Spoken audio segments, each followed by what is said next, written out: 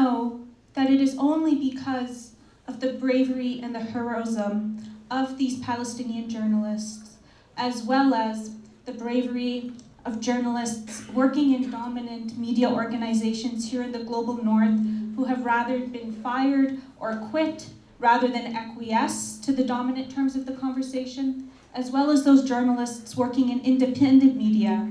It is only because of the bravery and the samud of their efforts that despite this persistent campaign of obfuscation and disinformation, that people in the hundreds of thousands have continued to come out in the streets, put their lives and their livelihoods on the line in the service of Palestinian liberation and resistance to genocide. That I am a supporter of Palestinian armed resistance.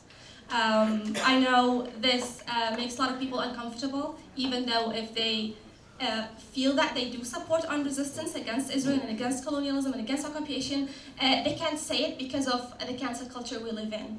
But now that I am cancelled already, I just say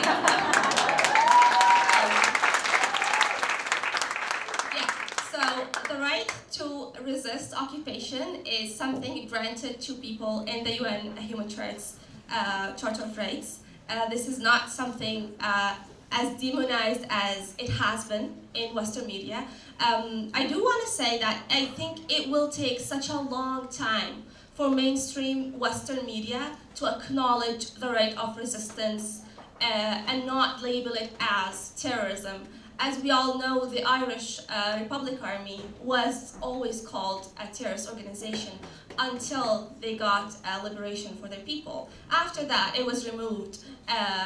It was no longer attributed as a terrorist organization. But it goes much broader than that, right? So the whole terrorist list is all basically Palestinian political life is criminalized in Canada. Hamas, PFLP, I forget the exact numbers, but it's like 13% of Canada's terrorist list is for a group that represents, Palestinians represent like 0.01% of the world's population. Like when we talk about supporting armed resistance, yes, but we do need to Canadianize it, right? We're at a situation where it's all criminalized.